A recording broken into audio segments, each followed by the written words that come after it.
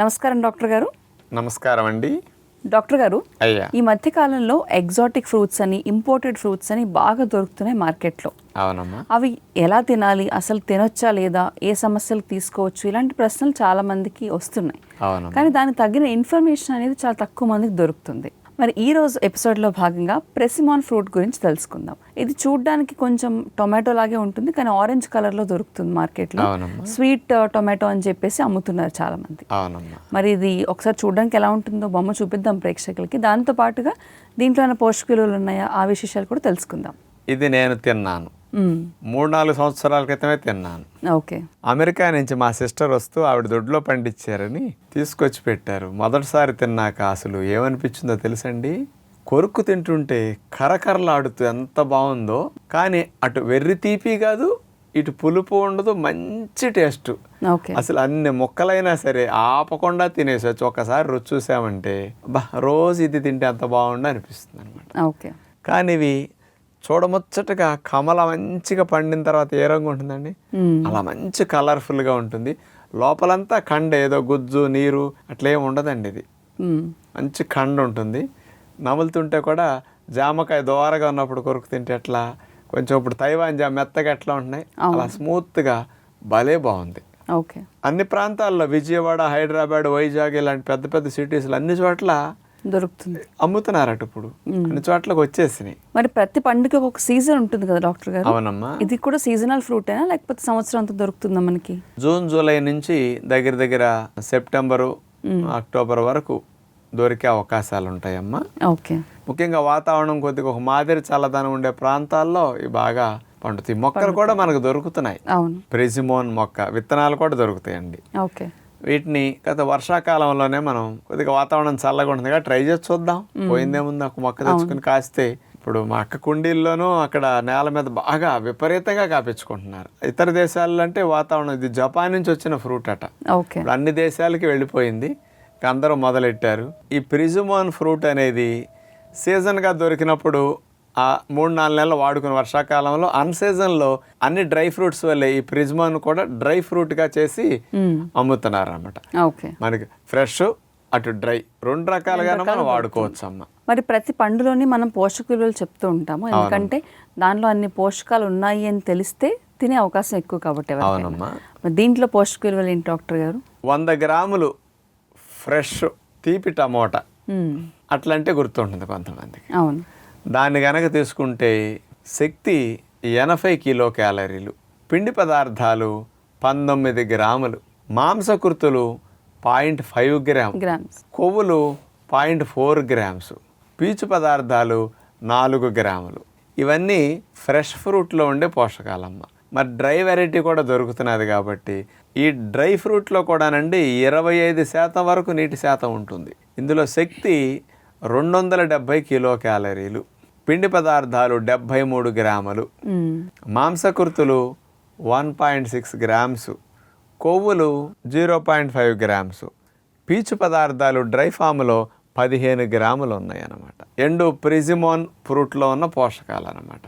అయితే డాక్టర్ గారు, మన కార్యక్రమంలో ఏదైనా పండు గురించి మాట్లాడినా, లేదంటే ఏదైనా ఆకుకూర గురించి మాట్లాడినా కూడా అది ఏ సమస్యకి ఎక్కువగా ఉపయోగించుకోవచ్చో చెప్తూ ఉంటాం. అవునమ్మా.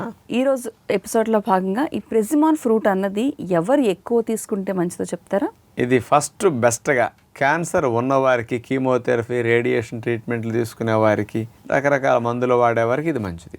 క్యాన్సర్ ఫ్యామిలీ హిస్టరీ ఉన్నవారు ఉంటారు, వాళ్ళ ఫ్యామిలీలో కొంతమంది క్యాన్సర్ చనిపోవటం వచ్చి బాధపడేవారు, రిస్క్ ఎక్కువ ఉంటుంది కాబట్టి అలాంటి వారు రాకుండా కూడా ఇది బాగా ఉపయోగించుకోవచ్చు. ముఖ్యంగా ఇలాంటి వారికి ఇది ఏ రకంగా ఉపయోగపడుతున్నది అనేది సైంటిఫిక్గా అవగాహన కలిగిద్దాం. మామూలుగా ఇందులో ఉండే కొన్ని కెమికల్ కాంపౌండ్స్ అమ్మా సూక్ష్మ పోషకాలైన పాలిఫినాల్స్, ఫ్లావనాయిడ్స్ ఇట్లాంటివి కొన్ని ఎక్కువ ఉంటాయి. ఓకే.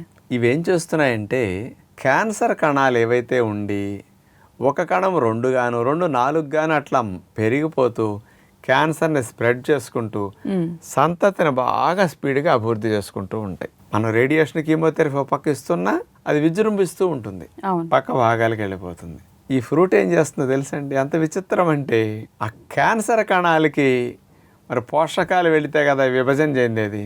ఆ పోషకాలు వెళ్ళటానికి దేని ద్వారా వెళ్తాయి? మోసుకెళ్లే వాహనం రక్తము, రక్తం ప్రయాణించడానికి ఉపయోగపడే కాలువలు రక్తనాళాలు. రక్తనాళాలు. ఈ రక్తనాళాలని సప్లై కొత్తవి పుట్టకుండా ఆపేస్తుంది. ఓకే. వాటంతటవే క్యాన్సర్ కణాలు చనిపోయేటట్టు కూడా ప్రేరణ కలిగిస్తుంది అనమాట. ఓకే. అందుకని క్యాన్సర్ కణాలకు పోషణ అందక విభజన ఆగుతుంది. క్యాన్సర్ కణాలు ఉన్నట్టుగా ఎపెప్టోసిస్ అనే ప్రక్రియలో కొన్ని ప్రేరేపణ కలిస్తే క్యాన్సర్ కణాలు చచ్చిపోతాయి. ఈ ఫ్రూట్ వల్ల క్యాస్కేడ్ మెకానిజం అనేది యాక్టివేట్ అయ్యి ఎపెప్టోసిస్ అనే ప్రక్రియ ద్వారా క్యాన్సర్ కణాలు వాటంతటవే ఆత్మాహుతి దళాలు అట్లా వాళ్ళని చంపేసుకున్నట్టుగా వాటంతటా చనిపోయేటట్టు ఈ డైరెక్షన్ ఇస్తాయి అన్నమాట. ఓకే. శరీరం ఎంత సహకరిస్తుంది అనేది తర్వాత విషయం. అయితే మంచిది కాబట్టి తిని చూడండి. అంటే క్యాన్సర్ రాకుండా కూడా నివారించుకోవచ్చు, అలాగే రికవరీ ఫేజ్ లో ఉన్న వాళ్ళు కూడా వాడుకోవచ్చు కదా డాక్టర్ గారు వీటిని? అసలు మంచి కణం క్యాన్సర్గా మారటానికి ఛాన్స్ లేకుండా మన అలవాట్లు ఆహార నియమాలు మారితే చాలా ఉంటుందమ్మా. Fruits, dry fruits, natural foods ఎక్కువ తింటే అసలు క్యాన్సర్స్ రావమ్మా. మనుషులకి ఇంతంత ప్రమాదం, కోట్ల మంది సంవత్సరానికి చచ్చిపోతున్నారంటే క్యాన్సర్ వల్ల. కోవిడ్ వైరస్ కంటే ఎన్ని రెట్లు ఎక్కువ చచ్చిపోతున్నారు క్యాన్సర్ వల్ల. ఊహించుకోండి మరి ఎంత భయంకరంగా మహమ్మారి క్యాన్సర్ విజృంభిస్తున్నది. ఆల్మోస్ట్ బీపీ షుగర్ లాగా వినిపిస్తున్నాయి క్యాన్సర్. ఈ వయసు ఆ వయసు అని పిల్లల్ని కూడా అది వదలవు. అంటే మన కణాలన్నీ క్యాన్సర్ కణాలుగా మారిపోతున్నాయి. ఏ అవయవం కూడా వదలట్లేదు. మంచి మనుషులల్లా అదో తీవ్రవాదులుగా, నక్సలైట్లుగా మారిపోతే ఎలా ఉంటుంది ఊహించుకోండి. రాడికల్స్ లా మారిపోతే సమాజం ఎలా అయిపోతుందండి. అందరూ అట్లాంటి వాళ్ళు మారిపోతే ఎంత దేశానికి నష్టమో. కరెక్ట్. మన శరీరానికి మంచి కణం క్యాన్సర్గా మారటం అనేది అంత నష్టం. కాబట్టి జాగ్రత్త పడండి అనాలన్నమాట. మరి క్యాన్సర్తో పాటు ఇతర సమస్యలకు కూడా ఈ పండును ఉపయోగించుకోవచ్చు అంటారా? ఇందులో ల్యూటిన్, జియోగ్జాంతిన్ లాంటి కొన్ని కెమికల్స్ ఎక్కువ ఉన్నాయమ్మా. ఇవి కంటికి ఎక్కువ హెల్ప్ చేస్తాయి. కంటి రెటీనాని రక్షించడానికి, కంటి లోపల ఉండే కోన్స్ని, రాడ్స్ని డ్యామేజ్ అవ్వకుండా హెల్దీగా ఉంచడానికి ఈ పండు ఉపయోగపడుతున్నది అంటున్నారు. మూడవ లాభం తీసుకుంటేనమ్మా, లివర్ డీటాక్సిఫికేషన్కి ఇది చాలా మంచిది. ఈ లివర్ డీటాక్సిఫికేషన్తో పాటమ్మా గ్రేడ్ 2 ఫ్యాటీ లివర్ నూటికి 60-70 మందికి ఉంటుంది. చూస్తే లావుగా 100 మంది తీసుకుంటే 70 మందికి ఈ ట్రబుల్ ఉంటుంది. దాన్ని గ్రేడ్ 2 నుంచి మళ్ళీ రివర్స్ అయ్యేటట్టు చేయడానికి ఈ ఫ్రూట్ పనికొస్తుంది. ఈ డీటాక్సిఫికేషన్కి ఉపయోగపడే గ్లూటాథియోను లివర్లో ఈ ఫ్రూట్ వల్ల బాగా ప్రొడక్షన్ పెరుగుతుంది. ఓకే. ఇదేం చేస్తుంది, ఫ్యాటీ లివర్ వల్ల SGPT, SCOT లెవెల్స్ పెరిగితే వాటిని మళ్ళీ రివర్స్ చేసి వాటి మోతాదుని తగ్గించి లివర్ సెల్స్ని కాపాడుతుంది అనమాట. ఓకే. ఇది చాలా మంచిది అనవచ్చు. మంచిది. ఇక 4వ లాభం తీసుకుంటేనమ్మా, మనం తిన్న ఆహారాల్లో పిండి పదార్థాలు ఎక్కువ ఉంటాయి. మనం ధాన్యాలు ఎక్కువ తినేస్తున్నాం కాబట్టి దీనివల్ల షుగర్, ఒబేసిటీ, ట్రైగ్లిజరైడ్స్, కొలెస్ట్రాల్ పెరుగుతున్నాయి అంటున్నాం కదా. మనం తిన్న పిండి పదార్థాలు జీర్ణం చేయడానికి ఆల్ఫా అమైలేజ్ అనేది ప్రేగుల్లో తయారవుతుంది, ఎంజైమ్. అప్పుడు ఏమవుతాయి, పిండి పదార్థాలను చక్కెరగా మారతాయి. ఈ అమైలేజ్ని పనిచేయనివ్వకుండా చేసే కెమికల్ కాంపౌండ్ ఈ ప్రెజిమోన్ అనే స్వీట్ టమోటాలో ఉందన్నమాట. ఏముంది ఆ కెమికల్, ఆల్ఫా గ్లైకోసైడ్స్ అనే కెమికల్ కాంపౌండ్ ఉండటం వల్ల ఈ ఆల్ఫా అమైలేజ్ పనిచేయకుండా అయిపోతుంది. అందుకని పిండి పదార్థాలు చక్కెరగా మారకుండా కొంత కంట్రోల్ చేస్తుంది. దీని ద్వారా కాస్త షుగర్ ఉన్న వారు కూడా బాగానే తినొచ్చు.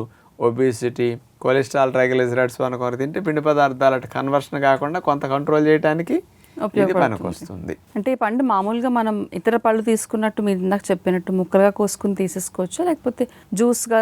జ్యూస్ వద్దాం, ఇది కరకరలాడుతుంది. జాంకాయ జ్యూస్ ఎట్లా ఉంటుంది చెప్పండి. ఇవి కరకరలాడుతూ చాలా అట్లా నమిలి ఎంజాయ్ చేసే అదృష్టం ఎంతమందికి ఉందండి. అన్నిటినీ తాగేద్దామంటే అట్లా. సపోటా షేకు, బనానా షేక్, అవి మెత్తగా ఉండే కమ్మటి నమిలి చప్పరిస్తూ ఆస్వాదించాల్సిన మంచి ఫ్రూట్స్. వాటిని జ్యూసుల్లాగాను షేకుల్లాగా అస్సలొద్దు. వీటిని కూడా నమలుతూ జపాన్ వాళ్ళలాగా ప్రతిదీ మొక్క చిన్నగా పెట్టుకుని కొద్దిగా పెట్టుకుని ఎక్కువసేపు తింటారట. అది సగం ఆరోగ్యాన్ని ఇచ్చేస్తుంది మనిషికి. ఆ సంతృప్తి సగం ఆనందం, సగం ఆరోగ్యం. అందుకని ఈ ఫ్రూట్స్ని కూడా అట్లా నమిలి ఆస్వాదిస్తూ ఎంజాయ్ చేయండి.